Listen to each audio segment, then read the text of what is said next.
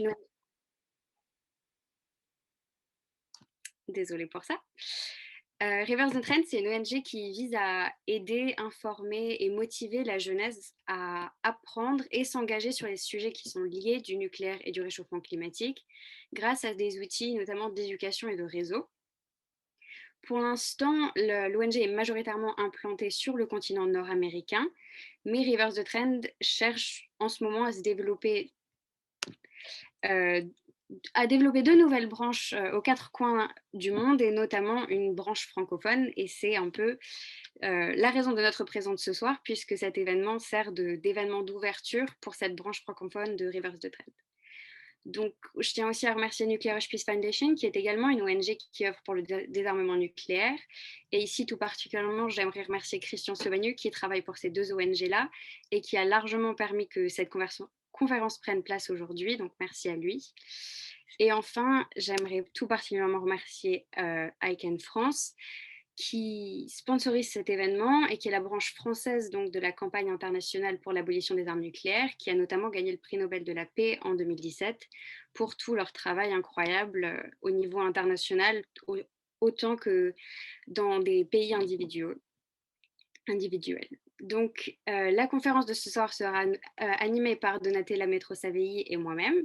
Donatella est actuellement étudiante à Sciences Po Bordeaux, où elle intégrera un master de relations internationales en septembre. Et moi, je suis étudiante en master 2 droit de l'homme, sécurité et développement à l'Université catholique de Lille. Et on est toutes les deux des stagiaires chez Rivers the Trend et à la Nuclear Age Peace Foundation. Donc, cette conférence se tiendra en deux parties. Bon, c'est pas grave. Cette conférence se tiendra en deux parties. La première, ce sera donc les 6 interventions donc sur différents aspects connectés du sujet des essais nucléaires en Algérie pour vous donner vraiment une perspective globale du sujet. Et la deuxième partie, ce sera un question-réponse, un peu débat, pour que vraiment chacun puisse s'exprimer et échanger sur le sujet. Donc, sans plus tarder, je vais laisser la place à Jean-Marie Collin. Jean-Marie est le porte-parole d'ICANN France et un expert sur les questions de désarmement nucléaire. Il a écrit de nombreux ouvrages sur le sujet, et notamment La radioactivité sous le sable, qui traite particulièrement des essais français en Algérie et qui fait un compte-rendu des informations existantes sur le sujet. Donc, Jean-Marie, merci beaucoup d'être présent avec nous ce soir et je vous laisse la parole. Bonsoir Mathilde, merci à tous, merci à Rivers the Trend et donc bienvenue à cette nouvelle branche francophone qui arrive, si je comprends bien. Merci à la NAP aussi d'avoir organisé ça et à Christian Chobanou d'être derrière. Et voilà, je pense qu'aujourd'hui, on a, d'une certaine manière, on a encore un écho de l'actualité puisqu'on va parler des essais nucléaires en Algérie principalement, mais le président de la République française, Emmanuel Macron, est en Polynésie française, qui a été le théâtre de 193 essais nucléaires. Je pense que vous m'entendez tous correctement, on est d'accord? Hein, ok. Donc, qui a été le théâtre de 193 essais nucléaires. Et s'il y a eu des essais nucléaires en Polynésie, c'est parce que précédemment, il y a eu des essais nucléaires en Algérie et que l'Algérie est devenue indépendante et qu'il a fallu aussi que la France trouve un nouveau terrain pour pouvoir réaliser ces essais nucléaires. Donc, on voit qu'on est toujours dans cette actualité et que malheureusement, le sujet des essais nucléaires résonne tout le temps où que l'on se trouve à travers le monde et à travers les relations entre États. Je vais essayer d'être assez court, mais je vais faire mon propos en 3 points. Tout d'abord, un petit rappel historique sur ce qui s'est déroulé. Les résultats de l'étude que l'on a réalisée donc entre ICANN France et l'Observatoire des armements Patrice Bouvray, puisque c'est vraiment une étude où on a travaillé main dans la main ensemble. Et puis, ce qui me semble le plus important aujourd'hui, voir finalement que les choses avancent et qu'elles avancent peut-être même dans le bon sens. Et ça, c'est quand même plutôt positif et assez rare et doit être souligné sur ce type de sujet du nucléaire. Le point historique, je pense que beaucoup de personnes le savent. Voilà, la France a réalisé entre le 13 février 1960 et le 16 février 1966 17 essais nucléaires atmosphériques et souterrains dans 2 grandes zones du Sahara, du Sud-Sahara algérien, qui est donc les zones de Regan et les zones de Hineker, et plus spécialement à Hineker, au cœur d'une montagne qui s'appelle le Taorit Tan Efala. Aujourd'hui, c'est carrément, on peut dire, une montagne plus une sorte de gruyère qui est creusée à l'intérieur, qui contient un certain nombre de galeries où ont été emprisonnés à la fois les déchets nucléaires et les résultats de ces essais. Il y a une vraie particularité avec l'Algérie qu'on ne retrouve pas avec les autres zones à travers le monde où il y a eu des essais nucléaires, c'est que c'est un État qui a été colonisé et où les essais ont été réalisés par son colonisateur, et c'est un État aussi indépendant qui a, je vais mettre des guillemets, hein, accepté que cet ancien État colonisateur réalise des essais nucléaires une fois indépendant. J'ai mis des guillemets, bien sûr, parce que nous ne savons pas et nous supposons qu'il a été difficile lors des négociations des accords d'Évian en 1962 que l'Algérie refuse à l'État français la possibilité de poursuivre ses essais nucléaires, sans aucun doute, ou très probablement, parce qu'une partie de ces accords reste encore secret, la France n'a pas vraiment laissé de choix aux négociateurs algériens. Donc voilà un peu ce côté historique. On sait qu'il y a eu un certain nombre d'essais qui ont eu des problèmes, notamment les essais Beryl, les essais Améthys, qui à la base devaient être des essais souterrains et qui finalement se sont révélés être des essais que l'on pourrait qualifier d'une certaine façon aériens, puisque cette fameuse montagne s'est fendue et a libéré de la radioactivité. L'étude que j'ai réalisée pour ICANN France et avec l'Observatoire des armements, qui s'appelle donc Sous le sable, la radioactivité, qui est disponible en français, en anglais et en langue arabe, et c'est vraiment important, c'est de montrer finalement quelque chose dont on se doutait, mais dont nous n'avions pas encore la preuve, et à force de travail et d'avoir discuté avec des acteurs de l'époque et d'avoir trouvé un certain nombre d'archives, de montrer que la France, finalement, pendant toute cette période, a volontairement enfoui toutes sortes de déchets dans les sables du Sahara. Il y a trois types de déchets.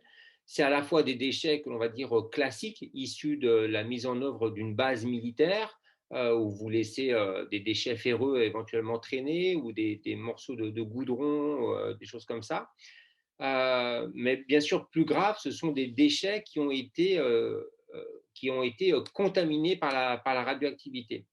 Et dans ce cadre-là, vous avez par exemple des chars, des voitures, des morceaux de bateaux, des kilomètres de câbles qui ont été utilisés au cours de ces essais nucléaires, qui ont été contaminés par les essais, contaminés parce qu'on voulait savoir si un char résistait à l'impulsion, au souffle de l'arme nucléaire, qui ont été tout simplement mis sous le sable. On a creusé des grandes tranchées et on a tout mis ça sous le sable très volontairement.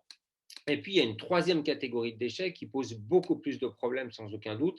C'est tout ce qui a été contaminé par la radioactivité et créé à la suite des essais nucléaires, c'est-à-dire de la roche, de la lave, du sable aujourd'hui qui est pétrifié, qui ressemble à des petites taches de léopard, qui est noir, et qui là s'étendent sur des dizaines et des dizaines de kilomètres carrés et qui sont massivement très importants autour de cette fameuse montagne du Tanefala, et qui sont à l'air libre, dont les poussières naviguent à travers les zones où vivent un certain nombre de populations, où vivent aussi bien sûr des animaux. Donc ça, c'est véritablement quelque chose de très grave, j'ai envie de dire, qui pose un vrai problème humanitaire et donc sanitaire, bien entendu, pour toutes ces populations, parce que bien évidemment, le désert n'est pas quelque chose où il n'y a personne, il y a bien évidemment du monde qui vit autour de ces zones. Il y a des grandes villes, hein, pas très loin, Regan, Tamanrasset, qui peuvent en souffrir.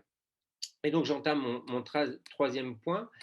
Euh, Après des longues années de silence, après de nombreux travaux d'ONG, notamment françaises, et aussi de la société civile algérienne qui a essayé de faire avancer ce sujet dans la mesure du possible, on s'aperçoit depuis 3-4 ans qu'il y a eu une évolution dans la relation franco-algérienne. Et cette évolution, tout d'abord, elle est grâce à l'arrivée du TIAN, le traité sur l'interdiction des armes nucléaires. Et ça, je pense que c'est véritablement quelque chose qui a pu démarrer aussi la volonté algérienne d'aller plus vite et de créer une pression sur l'État français, en plus de la pression que nous, ONG, pouvons créer.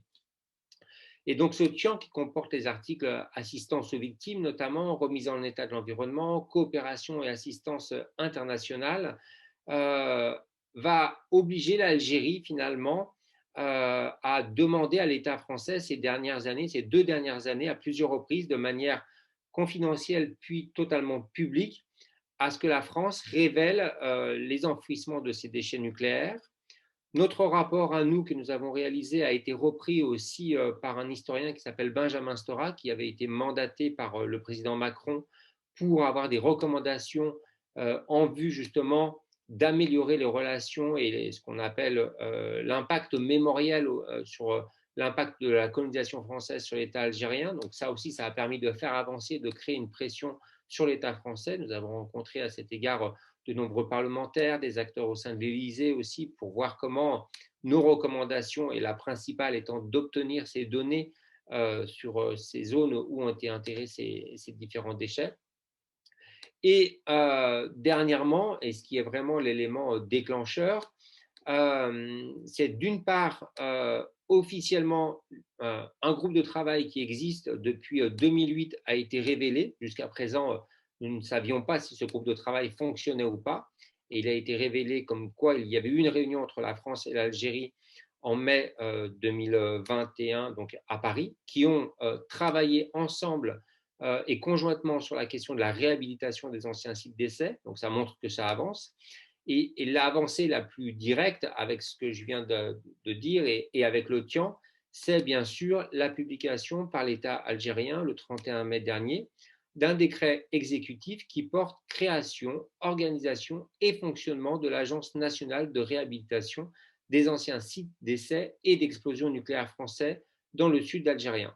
Et ça, le fait que cet État ait décidé de créer cette agence montre que c'est un préalable aussi à l'adhésion auprès du TIAN, puisque l'État algérien a voté, a signé, mais n'est pas encore membre et devrait sans aucun doute être membre de ce traité dans les prochaines semaines, prochains mois. Et ça montre que véritablement l'État algérien aussi se donne la possibilité d'accueillir, puisque c'est inscrit dans ses articles 6 ou dans l'article 12 de ce décret, une assistance internationale, comme le souhaite le TIAN par exemple, ou comme le propose le TIAN par exemple, ou encore de recevoir des dons et des legs de diverses personnes. Et donc ça laisse aussi une voie d'accès ou de participation à la France, que ce soit une participation technique ou financière. Donc on est dans un moment clé actuellement où on voit qu'un sujet qui était resté tabou très longtemps est arrivé à se débloquer grâce au travail des ONG, grâce à l'arrivée de cette nouvelle norme internationale, et je pense qu'il faut le souligner, ça montre bien que le TIAN avance et fonctionne, et donc que nous sommes en passe, en tout cas, d'avancer pour résoudre un problème qui touche aujourd'hui des populations, et donc un problème humanitaire et sanitaire. Voilà, je m'arrête à cet instant pour être pile dans mes 10 minutes, je pense, et avec plaisir pour répondre à vos diverses questions, notamment sur la question sanitaire, puisque cette question sanitaire n'est pas prise en compte, c'est-à-dire la réparation au niveau individuel n'est pas prise en compte par ce décret, mais qu'il y a une loi en France qui existe et qui peut aider les populations algériennes. Merci à tous pour votre écoute. Merci beaucoup Jean-Marie donc, pour cette introduction assez générale du sujet qui a permis de retracer l'historique des essais, d'évoquer l'importance des déchets nucléaires et les problèmes qu'ils causent notamment sur les populations, et enfin de voir l'évolution progressive de ces dernières années directement liée au TIAN. Donc nous allons maintenant poursuivre sur les conséquences humanitaires présentées par Soua Lagdari. Donc, elle est depuis 2016 responsable du programme de coopération du Comité international de la Croix-Rouge, en lien avec le Croissant Rouge algérien. Dans le cadre de cette coopération, elle travaille notamment sur la mise en place d'un programme de sensibilisation des communautés vivant donc, proches des sites des essais nucléaires dans le sud de l'Algérie. Et elle est accompagnée ce soir de Mehdi Laïdi, qui est également un jeune Algérien titulaire d'une licence en chimie et qui est membre engagé au sein du Croissant Rouge algérien depuis 2019, pour lequel il œuvre donc à la promotion du mouvement et les activités directement liées à la jeunesse.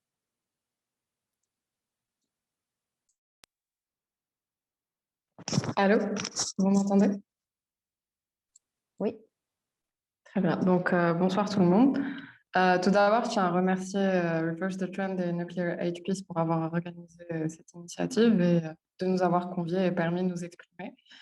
Je vais commencer mon propos par une citation, si vous permettez, de Théodore Monod, qui est un humaniste français et qui dit « L'arme nucléaire est la fin acceptée de l'humanité ». À ces mots, on pense tout de suite aux bombardements et aux conséquences humanitaires des bombardements d'Hiroshima et de Nagasaki. Ces bombes qui ont été larguées donc, le 6 août 1945 et le 9 pour Nagasaki. Il faut savoir que ces deux bombes, à elles seules, elles ont tué environ plus de 220 000 citoyens japonais. Et on ajoute à ce nombre déjà important, environ 200 000 décédés ultérieurement pour avoir reçu une dose létale de rayonnement. Donc, au lendemain du largage de la bombe atomique sur Hiroshima, plusieurs équipes médicales de la Croix-Rouge japonaise sont arrivées avec beaucoup de difficultés sur place. Ils ont aidé le personnel de l'hôpital qui, bien que gravement endommagé, fonctionnait toujours et ont servi dans des dispensaires improvisés installés genre, sous des tentes et dans différentes parties de la ville qui étaient dévastées. Quelques jours après, et malgré les contraintes, une équipe donc, du Comité international de la Croix-Rouge, en provenance de Tokyo, est arrivée avec du matériel médical pour approvisionner les structures de santé. Et c'est donc fort de cette douloureuse expérience et en raison des nombreux défis qu'on a rencontrés sur place, aussi bien sur le plan sécuritaire que sanitaire, surtout dans le souci de la protection donc, des intervenants de première ligne. Il est vraisemblable que si une guerre nucléaire éclatait aujourd'hui, aucun acteur humanitaire, qu'il soit local ou international, ne serait à même de répondre aux besoins urgents et immédiats des victimes sur place. Les mesures de protection radiologique réduiraient drastiquement l'approvisionnement et la logistique de l'aide humanitaire qu'on pourrait donner. Sauf que voilà, les bombardements, c'est en fait la partie apparente de l'iceberg, si je puis m'exprimer ainsi. Pour mettre au point l'arme nucléaire, il faut passer par des essais. Et donc, de nombreux essais ont été conduits pour vérifier le bon fonctionnement et la sûreté des armes, tester de nouvelles formules et approfondir les connaissances en physique nucléaire, par exemple. Beaucoup d'États ont utilisé aussi ces essais nucléaires comme, si je puis dire, une démonstration politique de la puissance militaire des pays dits possesseurs. Et c'est donc en 1945 au Nouveau-Mexique qu'on a eu le premier essai. Depuis, il y a eu 2400 essais nucléaires qui ont été menés aux quatre coins du monde. Les experts classent donc 4 catégories d'essais. Les essais dits atmosphériques, qui sont des explosions qui ont lieu donc, dans l'atmosphère, comme ceux dont parlait M. Jean-Marie Collin dans son propos, dans les îles Marshall. Et il y a les essais souterrains qui sont effectués sous l'eau. Il y en a eu relativement peu, enfin on en compte très peu.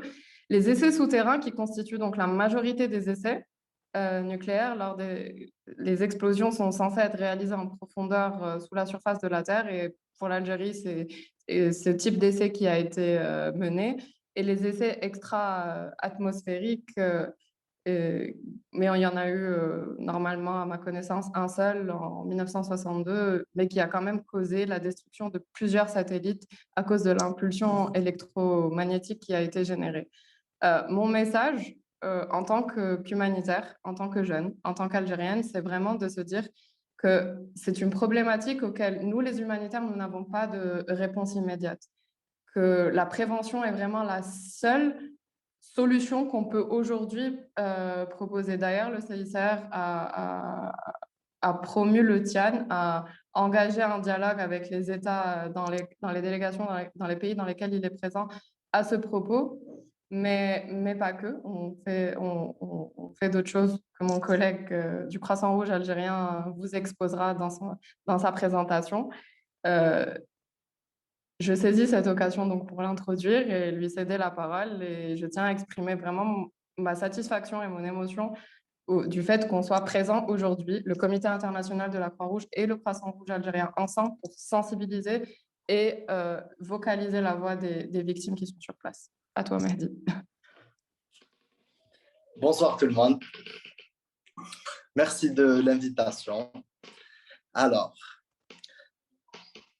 entre Entre les années 60 et les années 66, les essais nucléaires français ont eu lieu à Arguen et Eker dans le désert algérien. Dans l'esprit collectif, le mot désert signifie sans habitants.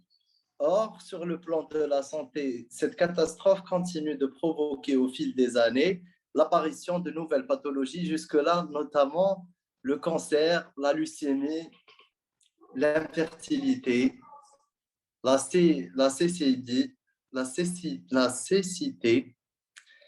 Du fait de l'exposition à la radioactivité, ces victimes nécessitent une prise en charge nécessaire, il nécessite une prise en charge multisectorielle et, pardonnez-moi, voilà. Alors, je disais, ces victimes nécessitent une prise en charge multisectorielle et multidisciplinaire, notamment sur le plan médical. Parce qu'en vrai, il y a beaucoup de maladies cancéreuses. Il y a un fort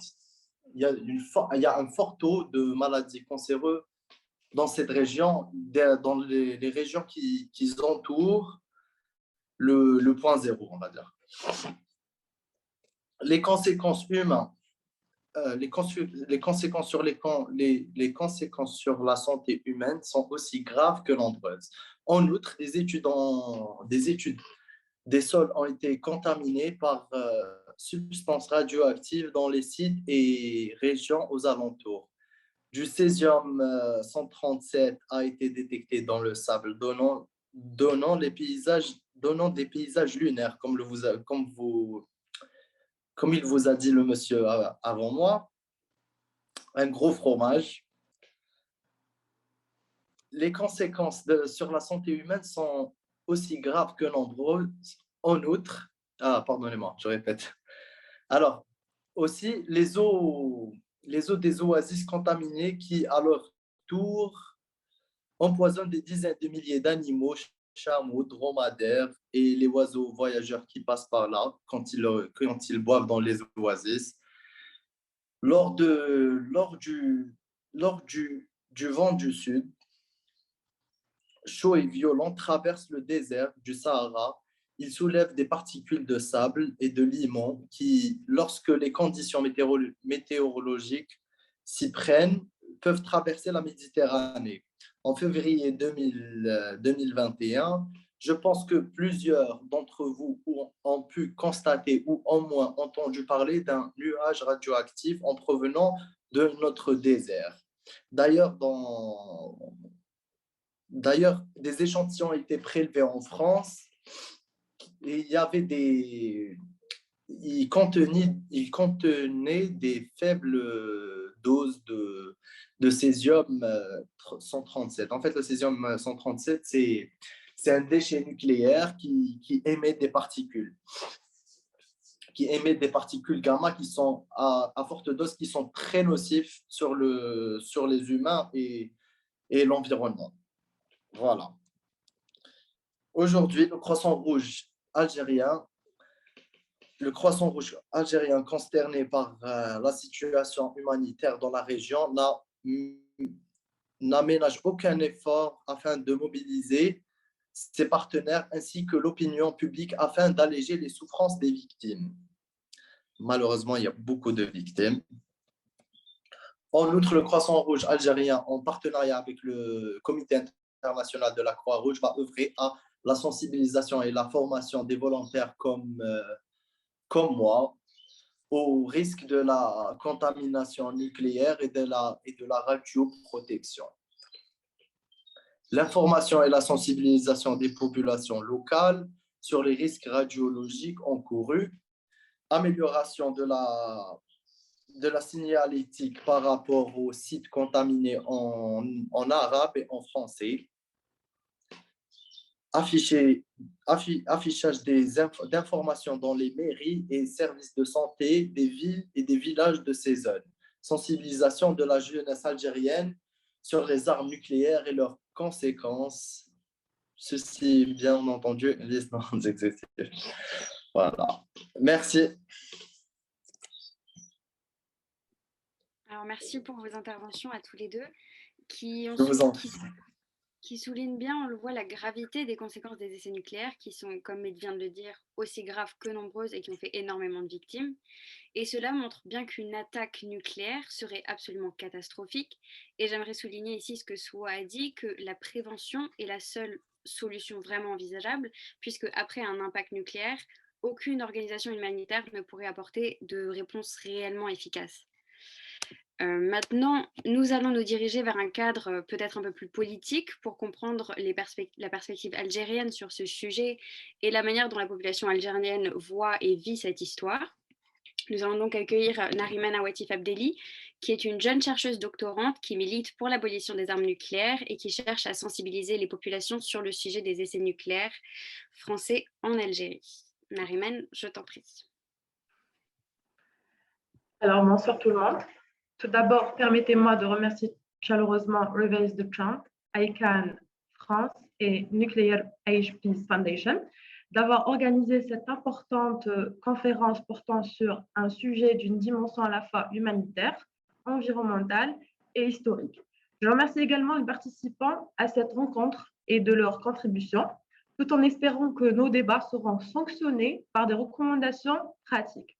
Mon intervention aujourd'hui portera essentiellement sur des aspects liés à l'héritage des essais nucléaires en Algérie, y compris leurs impacts sur la population et l'environnement, ainsi que sur l'importance de l'engagement des jeunes dans ce domaine. J'aborderai également les perspectives algériennes sur les essais nucléaires et je conclurai ma présentation par des recommandations.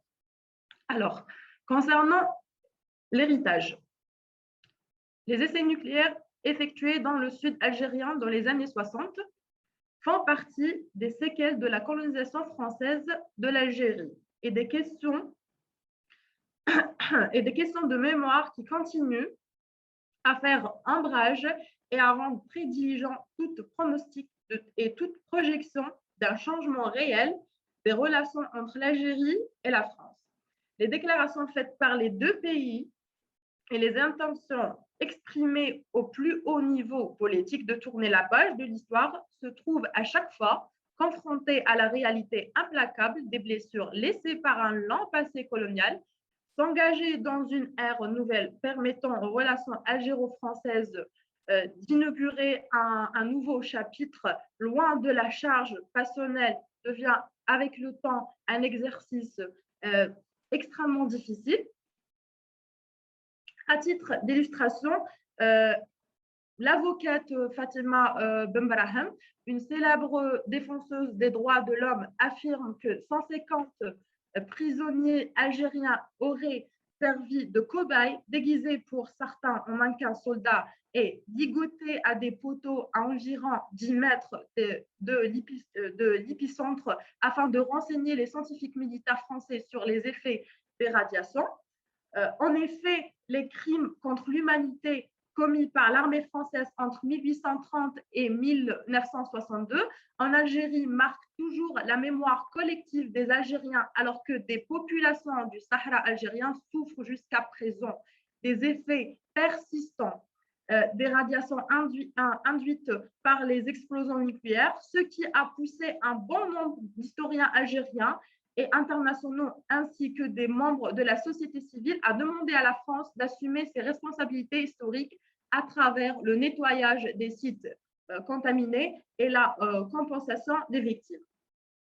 Alors, concernant le point de l'importance de l'engagement des jeunes sur ce sujet, il est extrêmement important que les jeunes algériens soient engagés dans des thématiques liées à l'interdiction des armes atomiques et des essais nucléaires. En effet, c'est qu'au cours des dernières années que les jeunes Algériens ont commencé à s'intéresser à des sujets pareils, malgré que leur priorité actuellement demeure à la recherche d'emploi et la stabilité sociale.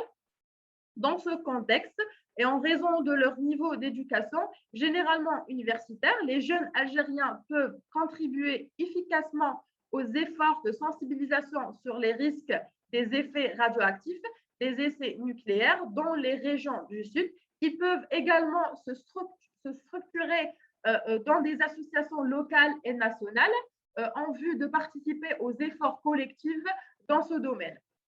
Par ailleurs, et de par leur expérience dans d'autres domaines du droit international humanitaire, nos jeunes pourraient participer activement aux activités régionales et internationales visant la promotion du désarmement nucléaire, notamment des thématiques touchant à l'interdiction des essais nucléaires et l'interdiction des armes nucléaires.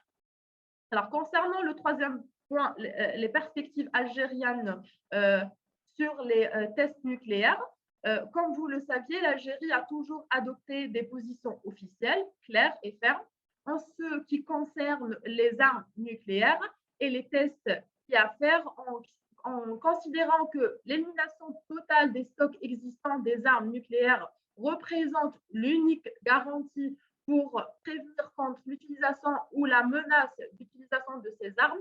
Ces positions ont été exprimées au plan régional et international, y compris à l'AEA et CTBTO, l'Assemblée générale et le Conseil de sécurité de l'ONU, ainsi que dans tous les forums consacrés à la question du désarmement nucléaire. En outre, l'Algérie estime qu'il est fondamental d'empêcher la fabrication, la création et l'apparition de nouvelles armes similaires dans le monde ou de moderniser celles qui existent déjà. Par ailleurs, l'engagement de l'Algérie est traduit par l'adhésion à l'ensemble des instruments internationaux et régionaux relatifs au désarmement nucléaire et par la participation active aux négociations de ces instruments dont le dernier était traité d'interdiction des armes nucléaires, le TIAN, alors signé en 2017 et qui devrait être ratifié prochainement, comme il a cité M. Collin.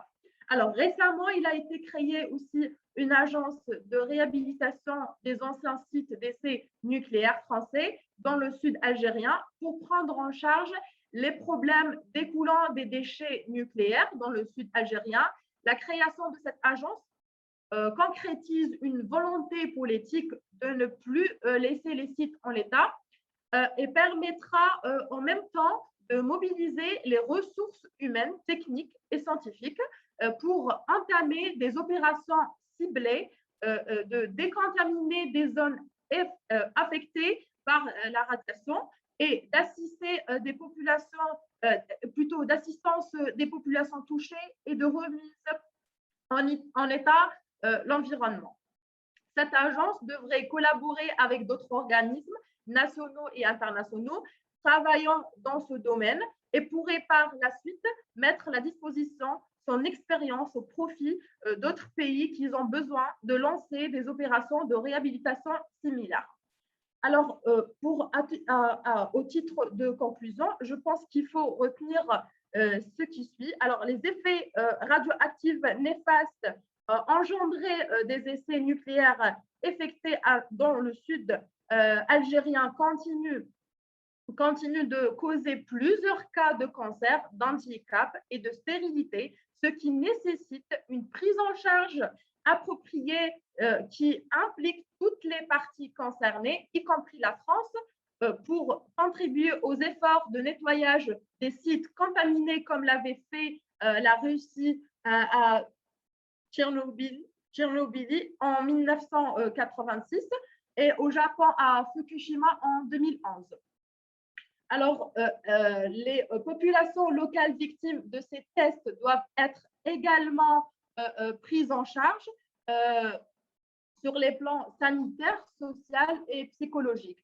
La réhabilitation des terres devrait rendre les régions contaminées libres de toute source de radioactivité pour permettre à la mise en place des projets de développement au profit des populations locales, notamment dans le domaine de l'agriculture, des ressources en eau, des énergies durables et aussi le tourisme. Alors, s'agissant des recommandations, je propose aussi de lancer des campagnes d'éducation et de sensibilisation sur les risques des effets néfastes des essais nucléaires qui ciblent les populations dans les zones touchées, en impliquant la société civile dans cette démarche, notamment, bien sûr, les jeunes, soutenir les efforts des autorités nationales pour faire réussir les opérations de réhabilitation des sites et la prise en charge des victimes en impliquant les jeunes, médiatiser les efforts de réhabilitation des terres et de prise en charge des victimes en mettant en valeur tout accent entreprise dans ce cadre. Tirer profit des expériences des autres pays dans ce domaine de réhabilitation et de la prise en charge des victimes. Alors, inciter aussi la France à remettre les archives des essais nucléaires, notamment ceux de l'emplacement des déchets radioactifs laissés ou enterrés. Enfin, coordonner avec la société civile internationale pour promouvoir d'autres actions capables de réaliser l'objectif ultime, un monde exempt d'armes nucléaires. Je vous remercie tous pour votre aimable attention et voilà, c'est terminé. Merci beaucoup Narimen donc pour votre intervention sur notamment les importantes répercussions de ces essais nucléaires sur les populations algériennes, mais également sur l'environnement et la responsabilité de la France et pourquoi il est important donc que les jeunes s'engagent pour le désarmement nucléaire et contre ces essais, et également d'avoir souligné la position donc affirmée par l'Algérie avec notamment la création d'une agence de réhabilitation des anciens sites d'essais nucléaires français. Donc, après avoir vu un peu le point de vue algérien, Marc Finot va maintenant évoquer la réponse française face donc, à cette controverse autour des essais nucléaires. Marc Finot est actuellement chef du service sur la prolifération des armes et du service sur la formation diplomatique au sein du Centre de politique de sécurité de Genève. Au cours de sa longue carrière en tant que diplomate, il a servi dans plusieurs postes bilatéraux en Union soviétique, en Pologne, en Israël et également en Australie, ainsi que dans des missions multilatérales, notamment à la Conférence sur la sécurité et la coopération ou encore aux Nations Unies. Il a également été chercheur principal résident à l'Institut de recherche des Nations Unies sur le désarmement de 2013 à 2015. Et Mathilde mettra dans le chat un lien qui vous renvoie vers la liste de ces publications. Merci. Merci Donatella, merci pour l'invitation. Alors en fait, sur le sujet des essais nucléaires français en Algérie, je n'ai pas grand-chose à ajouter à ce qu'a dit Jean-Marie Collin, c'est lui qui a fait l'étude la plus approfondie avec Patrice Bouvray, et cette étude, comme on l'a vu, a permis de faire un peu avancer les choses. Et puis évidemment, les témoignages de Souad, Mehdi et Narimen aussi font le tour de la question et mettent l'accent sur le problème des victimes, de leur indemnisation, des réparations dues par la France.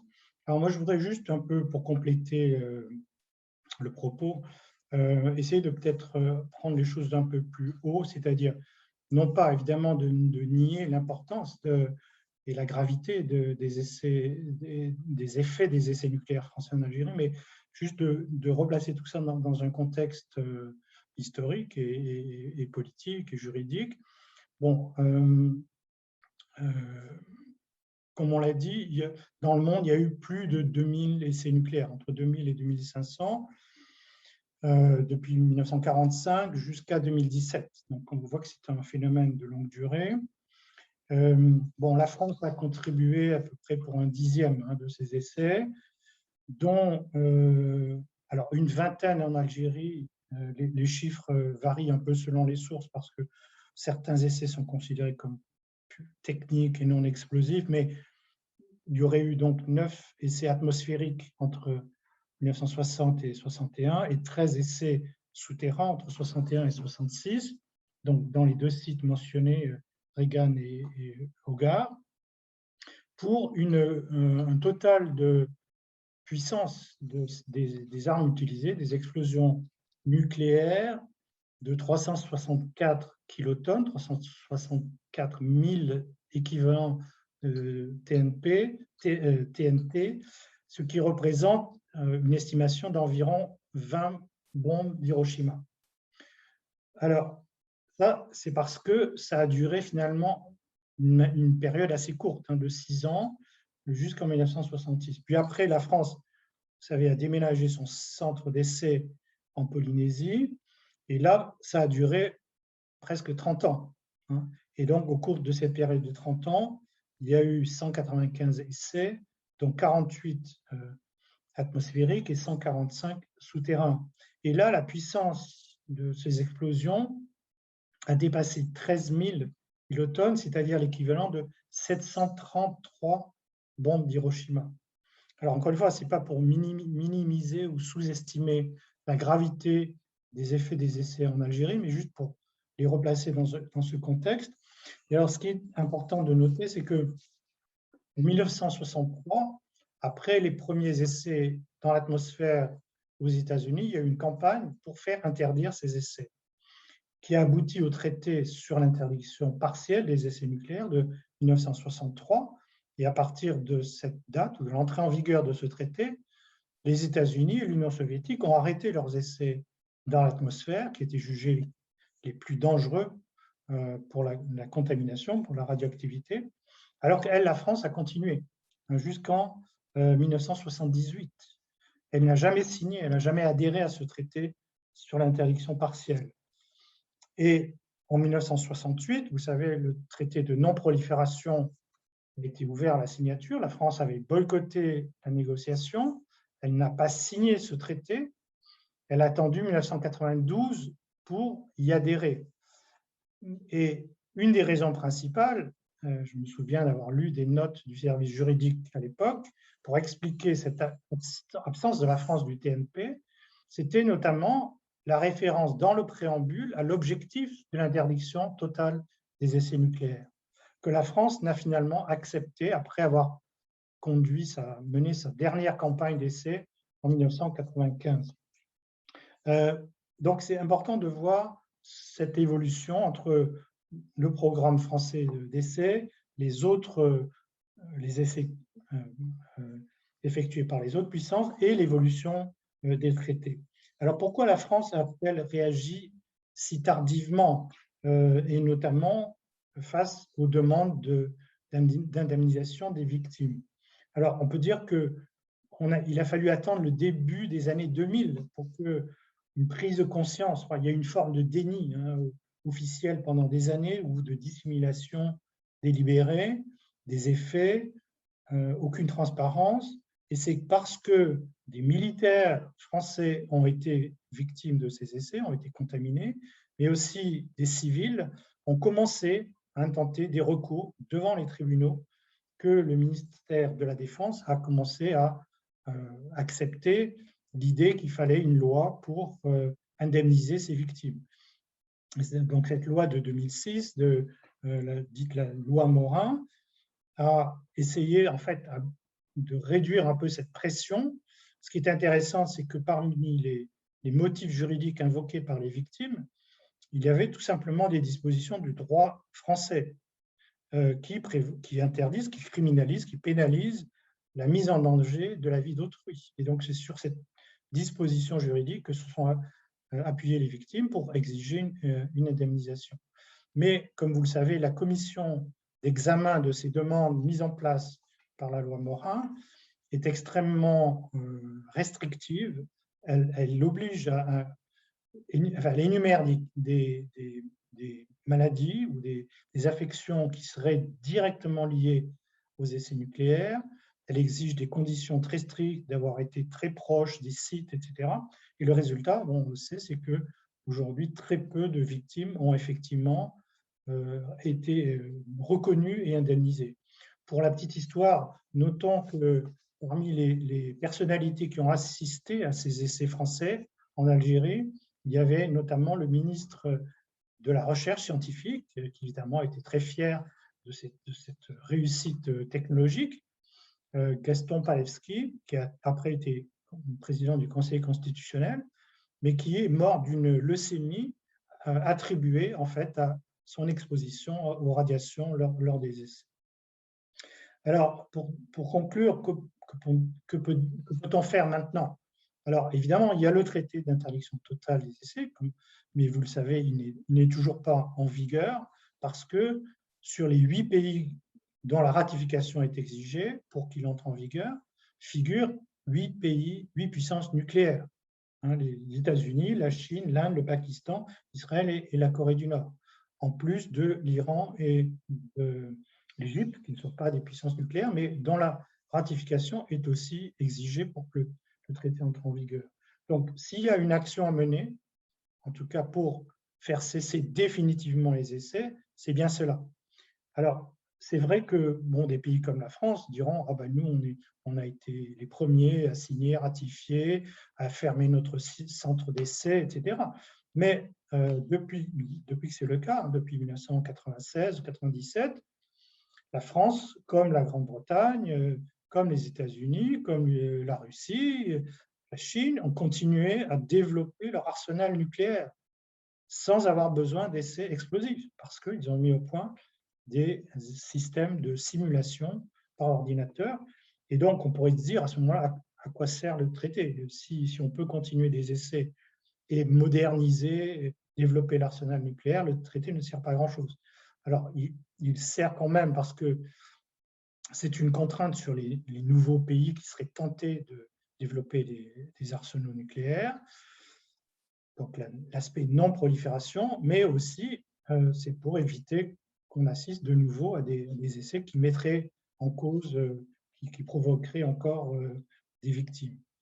Le traité sur l'interdiction des armes nucléaires, le TIAN, comme vous le savez, donc aussi un article 7 dont Jean-Marie a parlé, qui est très important justement parce qu'il contient une obligation d'indemnisation, d'assistance aux victimes et de rémédiation de l'environnement. Alors, les pays qui ne soutiennent pas le TIAN, évidemment, comme la France, disent « Ah oui, mais cette obligation, elle ne s'applique pas à nous, puisque nous ne sommes pas partis au traité. » Et c'est là où, évidemment, l'Algérie, lorsqu'elle aura ratifié, pourra, dans ses relations bilatérales, exiger, sur la base du traité, même si la France n'est pas partie, des compensations. Et ça fait partie un peu des effets indirects du TIAN, qui inquiètent d'ailleurs les pays qui s'y opposent. Le jour où un plus grand nombre d'États sera parti au TIAN, constitueront une masse critique avec, disons, un pouvoir d'influence dans la société, dans la communauté internationale, où en mettant en œuvre le traité, par exemple, ils interdiront à leurs entreprises, à leurs universités, toute coopération avec les États ou les entreprises qui fabriquent des armes nucléaires ou qui préparent des essais nucléaires.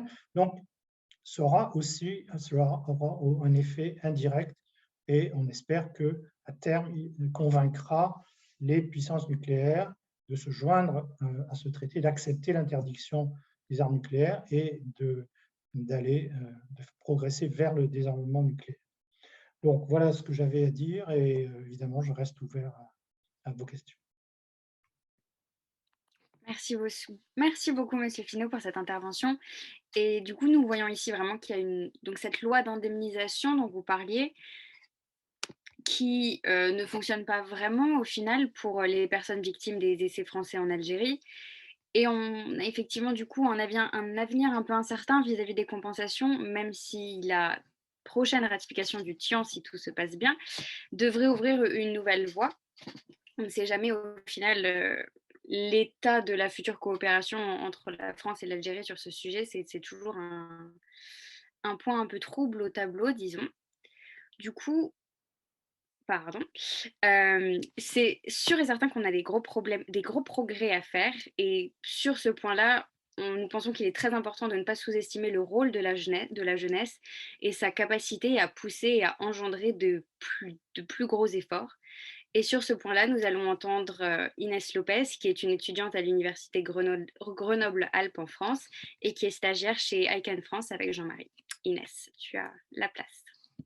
Bonsoir à tous.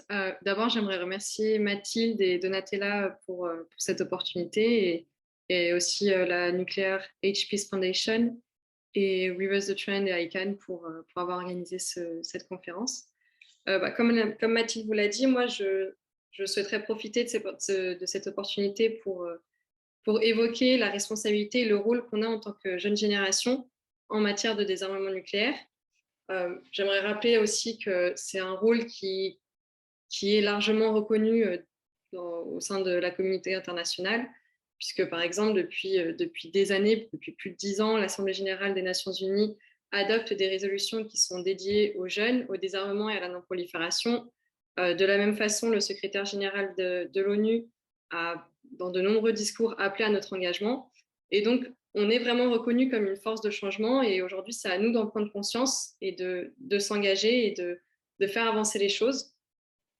Malheureusement, si ces appels se multiplient, c'est parce que depuis presque autant d'années, on constate qu'il y a un manque d'éducation des jeunes populations sur ces questions-là. Et c'est ce manque d'éducation qui pousse beaucoup de personnes à penser, par exemple, que lorsqu'un État se dote de l'arme nucléaire, il ne peut pas désarmer, il ne peut pas s'en défaire, alors que c'est faux. On l'a déjà vu avec plusieurs États. On a l'exemple de l'Afrique du Sud, de l'Ukraine ou du Kazakhstan. Et ce n'est pas parce qu'ils ont désarmé, qu'ils ont abandonné leurs armes nucléaires que leur sécurité a été plus impactée. Et c'est la même chose, c'est aussi ce manque d'éducation qui pousse 77% de la population française à ne pas savoir combien d'ogives le pays possède. Ça, c'est des chiffres qui sont tirés d'une étude assez récente qui date de 2019 et qui a été entreprise par Benoît Pelopidas. Donc ce chiffre, il peut inquiéter, mais il montre un certain détachement et il peut inquiéter, mais c'est pas non plus surprenant venant d'un pays comme la France, puisque depuis aussi longtemps que le pays possède l'arme nucléaire, il mène aussi une politique de dissuasion nucléaire. Et cette politique de dissuasion vise à présenter l'arme nucléaire comme étant une assurance vie de la nation, pour reprendre les mots de notre ministre des Armées, et aussi à la présenter comme étant notre seule garante de paix et de sécurité dans le monde, en oubliant complètement qu'on parle d'une arme de destruction massive qui vise principalement des civils. Et donc c'est là qu'on a un premier rôle à jouer. Il faut qu'on soit un contrepoids à cette politique de dissuasion qui est devenue une vraie culture en France et qu'on impose la notion de désarmement au sein des débats publics et politiques. La notion de l'arme nucléaire est évoquée dans les débats politiques, mais toujours de façon à évoquer la dissuasion, son efficacité et la nécessité de renforcer sa crédibilité. Donc c'est à nous aujourd'hui de rappeler que les États, et notamment la France, sont soumis à l'obligation de désarmement depuis les années 70 et faire en sorte que cette politique de dissuasion n'ait plus un poids aussi important dans le pays, parce que malheureusement, elle est enseignée assez tôt, du moins jusqu'en 2016, elle l'était encore, si on se réfère au manuel d'histoire-géographie qui était distribué à ce moment-là dans les collèges. On évoquait la question de l'arme nucléaire, mais de façon à savoir en quoi elle nous confère liberté et démocratie. Donc, il faut qu'on devienne un contrepoids à cet enseignement qui est très orienté et justement que ça cesse, qu'il n'y ait plus ce genre de choses qui soient traitées dès le collège et puis qu'ensuite le sujet soit complètement écarté du débat public et qui mène une grande partie de la population à se fier à plusieurs idées reçues. Ensuite, il y a un deuxième point qui, selon moi, démontre l'urgence de notre engagement et la nécessité de notre engagement, c'est la protection de l'environnement. Mes collègues ont évoqué les conséquences désastreuses que cette arme a sur l'environnement.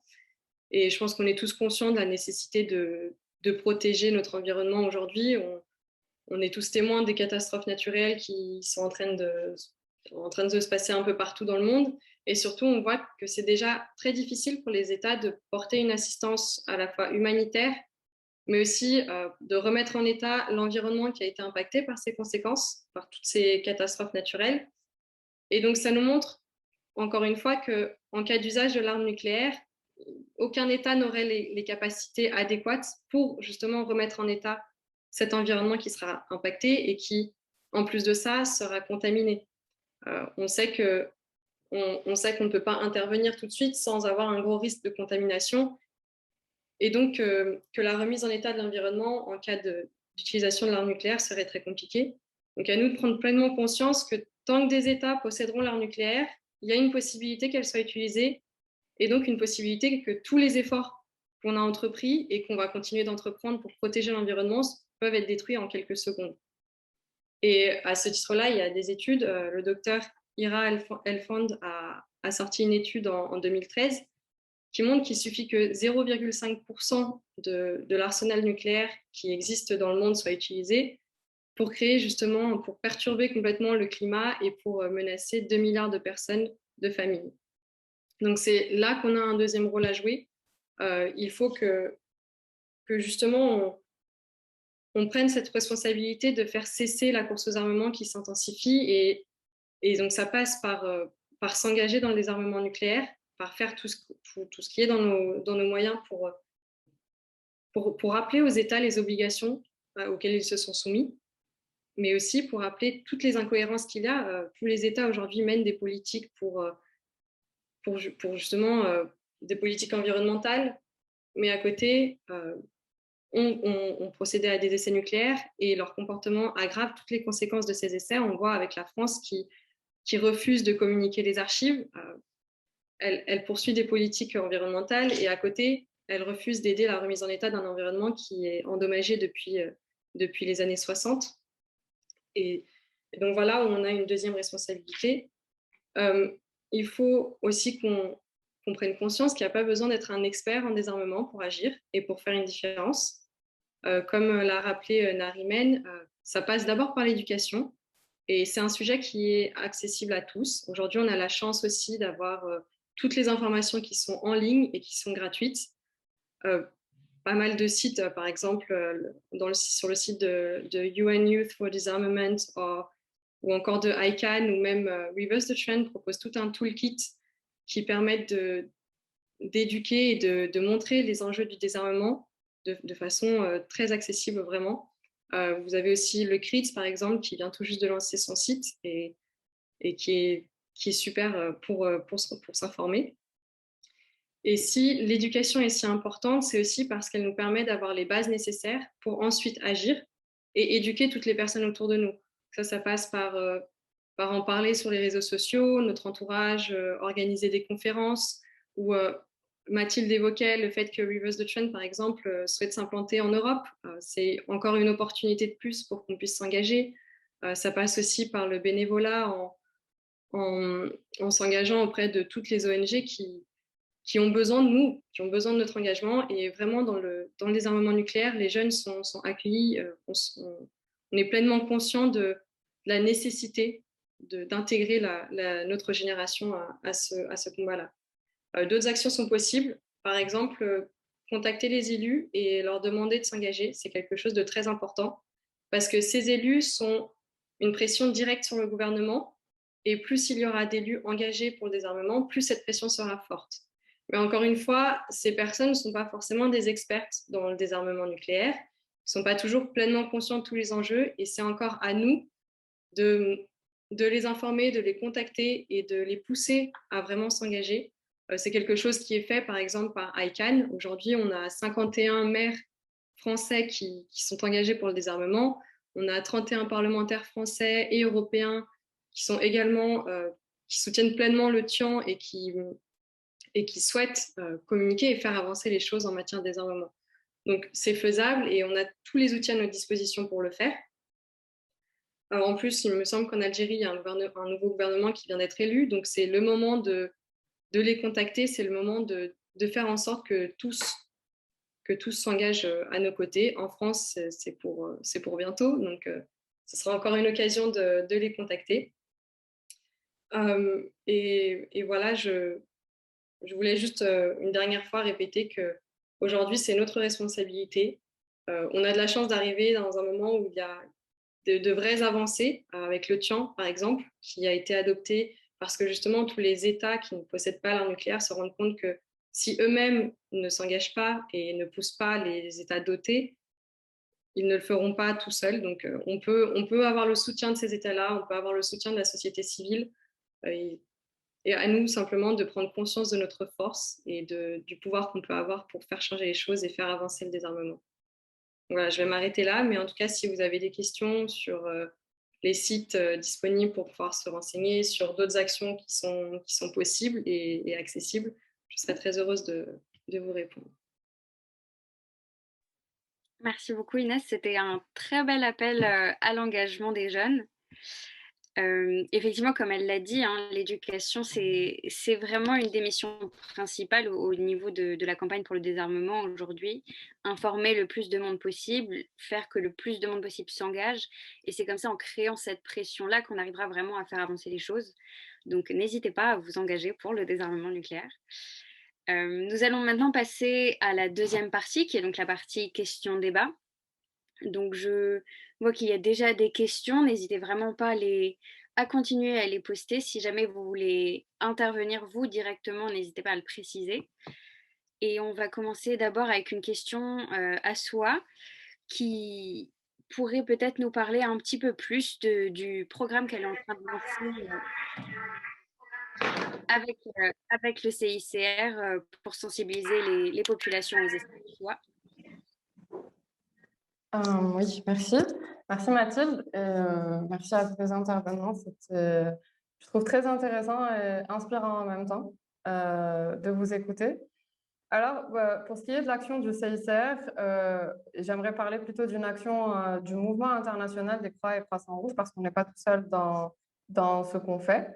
Elle se passe, je dirais, peut-être en deux temps. Au niveau global, dans ce qu'on appelle la diplomatie humanitaire. Donc, plusieurs dirigeants, présidents de ce qu'on appelle les sociétés nationales des Croix et Croissants-Rouges, en fait, à travers le monde, ont incité les chefs de gouvernement, les parlementaires, les universitaires et le grand public à mener une réflexion approfondie sur les conséquences humanitaires des armes nucléaires et de facto des essais nucléaires. Ça serait, disons, une première phase et qui s'est avérée donc finalement fructueuse parce que c'est un concours d'efforts. On est très conscient qu'on n'est pas seul, mais on a contribué à notamment l'entrée en vigueur du tien en janvier. Ça, c'est au niveau global, peut-être au niveau plutôt algérien, et ça a démarré de là. Donc, comme l'a souligné mon collègue Mehdi, avec le Croissant Rouge algérien, on s'engage avec des petits pas, mais des pas certains, à sensibiliser les populations locales sur justement les risques des contaminations. Et avant ça, d'abord, on forme les volontaires du Croissant Rouge algérien parce qu'il faut vraiment comprendre que c'est eux qui sont sur le terrain. Le Croissant Rouge a une branche sur place et qui essaye, au mieux de ses capacités, de faire face aux besoins. Donc, notre rôle va vraiment s'inscrire dans le soutien du Croissant Rouge dans la réponse à la situation sur place qui passera, comme l'a dit Mahdi, pour ne pas faire de répétition, par la sensibilisation des populations, l'amélioration de la signalétique et pourquoi pas un jour aboutir à une prise en charge beaucoup plus profonde. Voilà, c'est ça.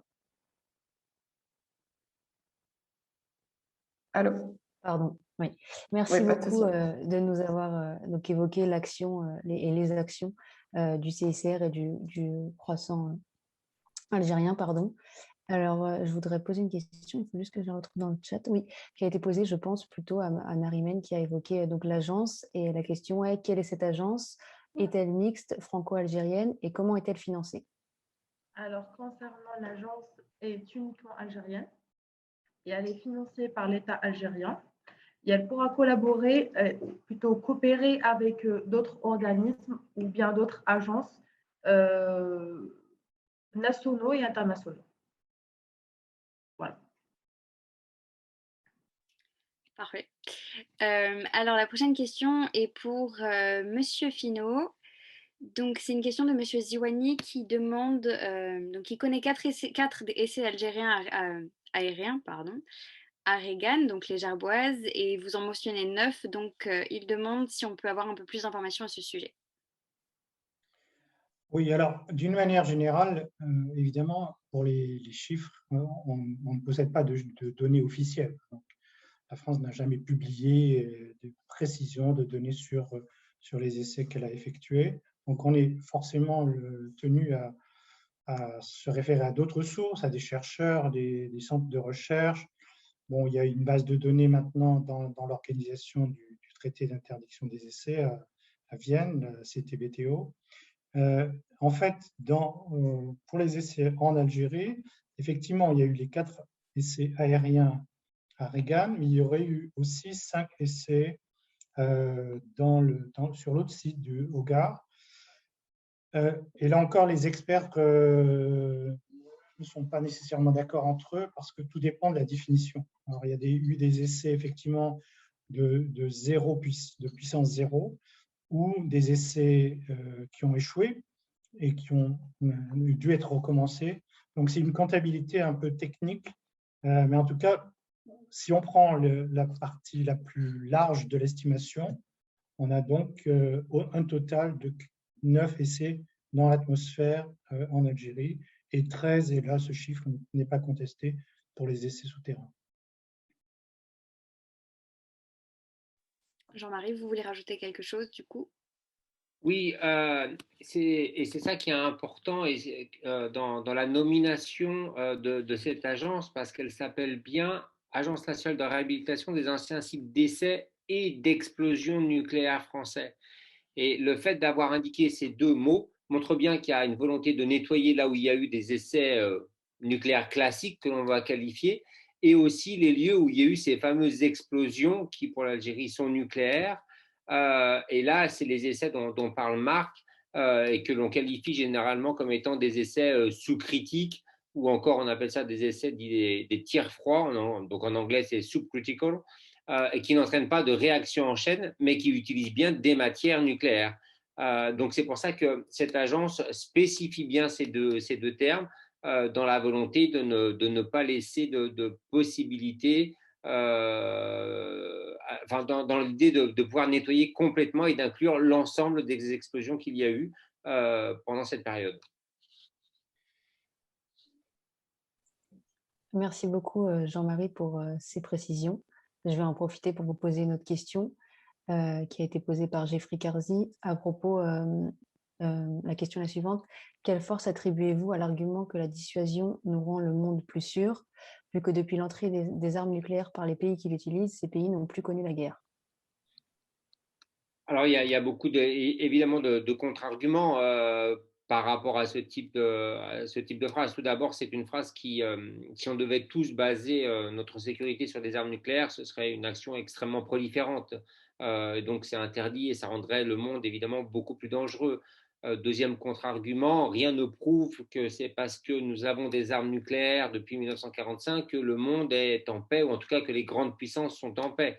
On peut aussi penser, et c'est en tout cas ce que je pense, et j'imagine beaucoup d'entre vous aussi, que des organisations qui ont été créées pour amener la paix, notamment l'ONU, ou des organisations qui ont à vocation économique, au départ la communauté européenne, et qui a aujourd'hui aussi un projet politique, ont aussi été créées pour amener la paix entre des grandes puissances, la France et l'Allemagne. Donc, on a aussi des exemples d'États qui avaient des armes nucléaires et qui ont connu la guerre directement, qui se sont fait envahir ou qui ont eu des agressions militaires importantes, que ce soit Israël en 1973, que ce soit les Britanniques en 1984, si je ne dis pas d'erreur, sur les Malouines. On sait aussi que c'est pas parce que les États-Unis ont énormément d'armes nucléaires que ça a empêché la Corée du Nord de se doter d'armes nucléaires, et pourtant la Corée du Nord depuis plus de 40 ans mène une certaine guerre avec des guillemets, mais des actions en tout cas extrêmement proliférantes ou très néfastes à l'ensemble de la communauté internationale ou tout simplement de la Corée du Sud. Donc on voit bien que ces armes-là ne sont pas la réponse à la sécurité internationale. Et si je reviens avec l'intervention de Inès Lopez sur la problématique du dérèglement climatique, ce sera encore moins une réponse à la sécurité, puisque beaucoup plus de conflits à cause de ce dérèglement climatique vont avoir lieu, et avec des risques potentiellement peut-être de guerre supérieure et donc de conflits entre États nucléaires. Merci pour cette réponse très claire. Alors, la prochaine question, elle a été posée par Alexa Chilenko. Il demande, est-il vraiment possible de moderniser les arsenaux nucléaires purement à base de simulation virtuelle, ou bien y aura-t-il des essais en catimini La nouvelle vague de modernisation nucléaire vise à rendre les armes plus létales ainsi que plus ponctuelles, conçues pour faire mouche tout en concentrant la dose radioactive ponctuellement, stratégiquement, comme quoi on rend la guerre plus envisageable. Je ne sais pas qui veut répondre. Jean-Marie peut-être veut commencer, puis si Oui. quelqu'un veut suivre. Ouais.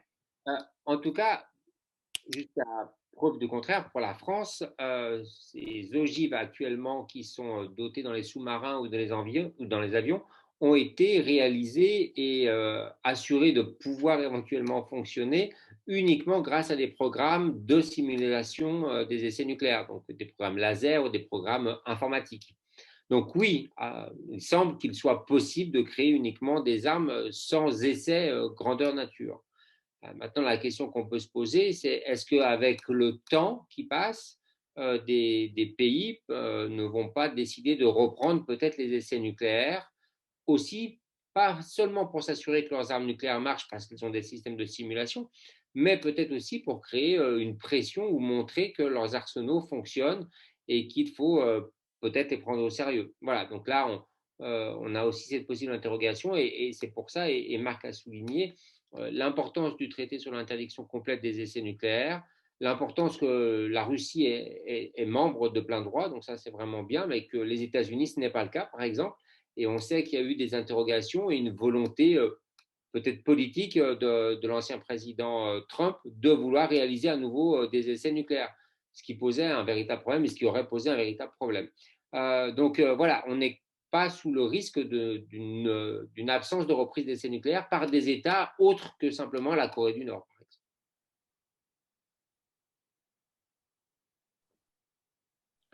Oui, tout à fait d'accord. D'ailleurs, en ce qui concerne la Corée du Nord, bon, elle a évidemment recouru aux essais pour développer et moderniser son arsenal, passer de la bombe A à la bombe H. Mais c'était aussi un élément de marchandage, de chantage. Donc, chaque fois qu'il arrivait une période où par exemple, les administrations républicaines américaines imposaient de nouvelles sanctions. La Corée du Nord répondait par des essais pour montrer de quoi elle était capable. Et donc, ça a exercé une pression pour recommencer les négociations. On sait très bien que, en ce qui concerne la Corée du Nord, il n'y aura pas d'autre solution, effectivement, qu'un accord négocié avec des compensations, bon, comme l'a montré le cas de l'Iran.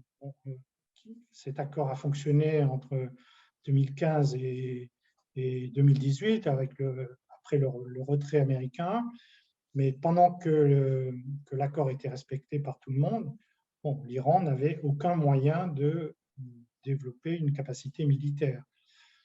On est en cours heureusement de restauration de cet accord. Ça, évidemment, c'est retardé par notamment l'élection présidentielle en Iran, mais en tout cas, il y a de fortes chances que l'accord soit restauré, mais ensuite, il faudra qu'il soit aussi mis en place.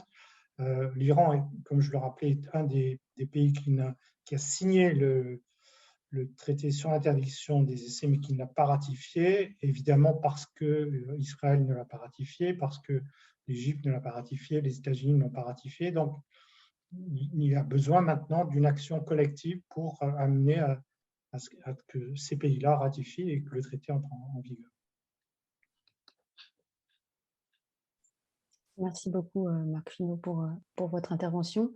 Il y a une question qui a été posée directement pour Souha Lakhdari, qui est la suivante. Y a-t-il un article dans la Convention de Genève qui limiterait ou rationaliserait les essais nucléaires dans les pays colonisés et qui pourrait être utilisé au bénéfice des victimes de ces essais? Merci. Bon, je ne suis pas juriste, mais je vais tenter de répondre et je m'excuse par avance si mes connaissances sur le droit international ne sont pas complètes. Mais en tout cas, à ma connaissance, non. Ni les conventions de Genève, ni les deux protocoles additionnels en 1977 ne font directement référence à la légalité des armes nucléaire, malheureusement. Je pense que la première fois, c'était avec le traité de non-prolifération, si je ne me trompe pas. Mais je laisserai peut-être répondre des gens beaucoup plus pointus sur le sujet que moi. Voilà. Moi, c'est plus le côté terrain.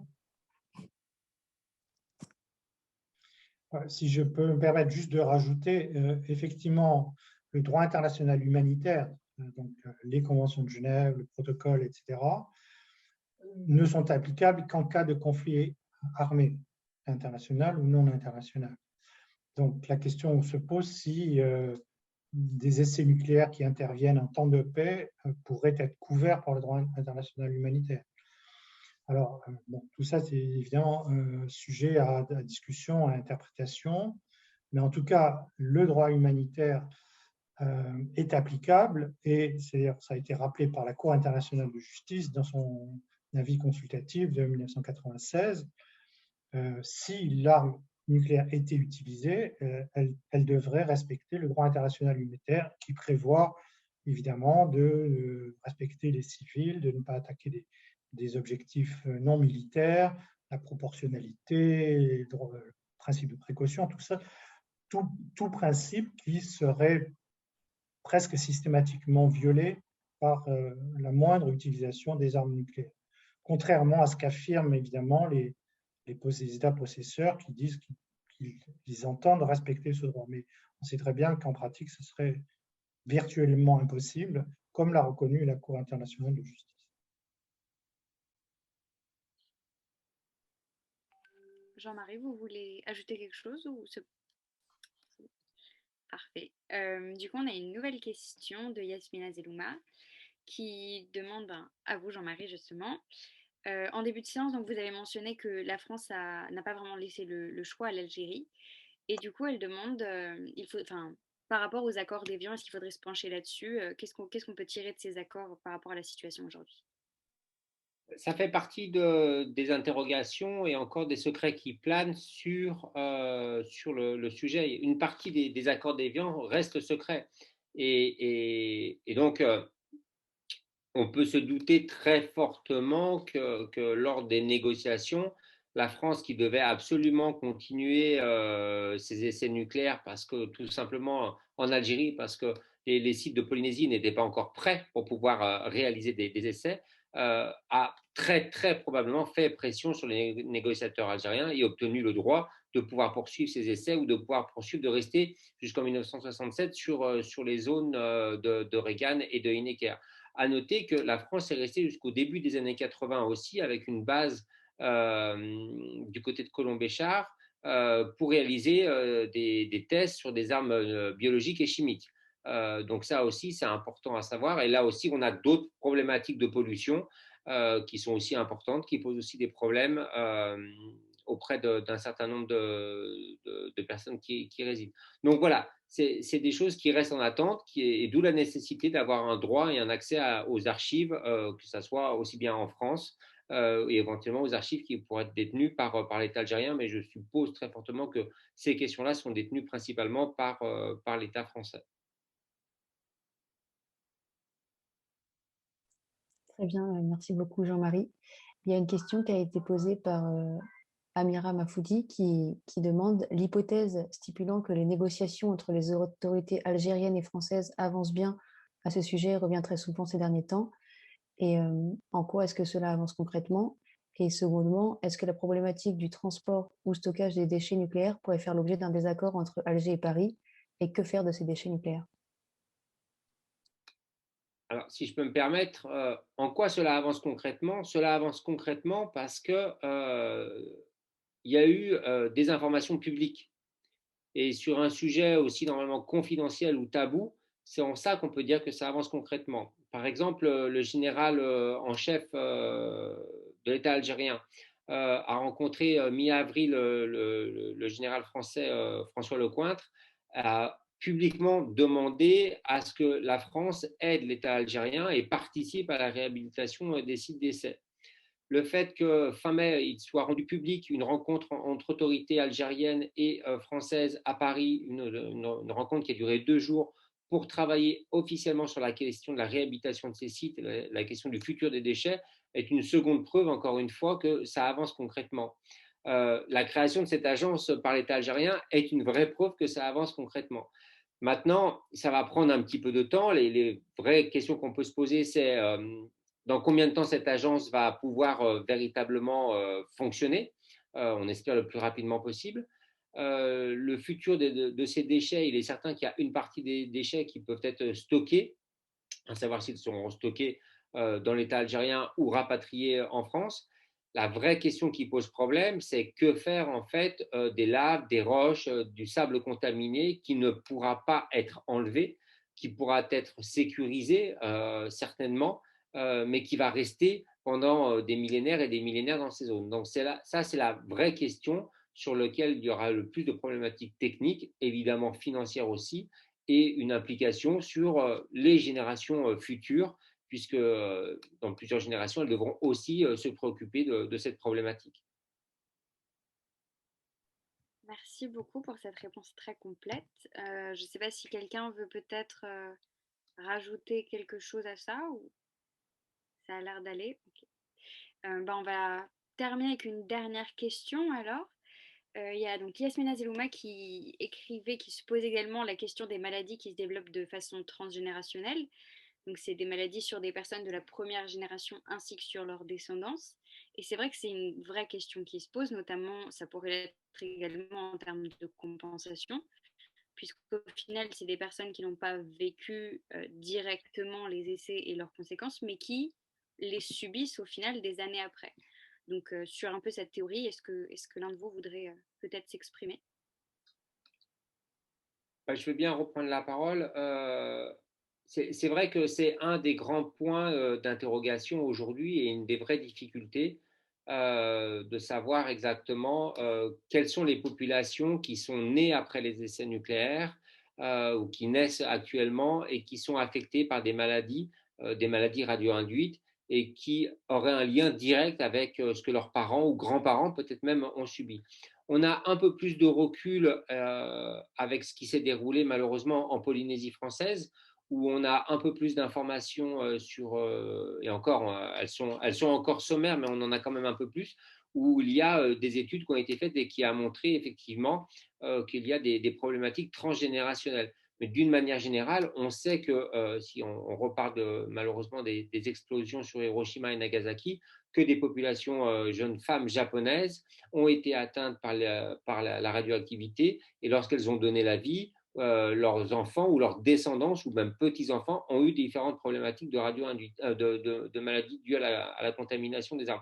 Donc on voit bien que ça existe et c'est pour ça que ça nécessite véritablement une prise en charge de toutes les populations et un véritable suivi sanitaire dans un temps qui sera extrêmement long. Et ça, c'est primordial. Ça ne peut pas être quelque chose qui va être résolu sur 30 ou 40 ans. Il faudra que ça continue pendant plusieurs générations.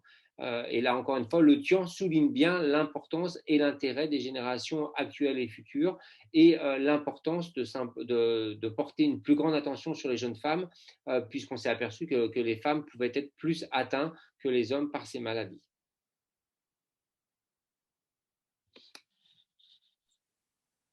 Très bien, merci beaucoup Jean-Marie.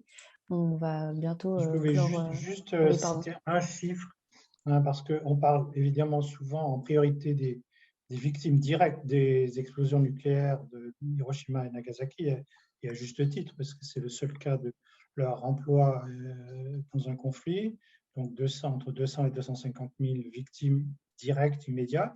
Mais évidemment, il faut rajouter toutes les victimes à long terme, y compris encore de nos jours. Et si justement, alors, on parle des essais nucléaires, mais on oublie souvent, on n'a pas de données très précises hein, du nombre de victimes, à la fois des essais nucléaires, mais aussi de la fabrication des armes nucléaires.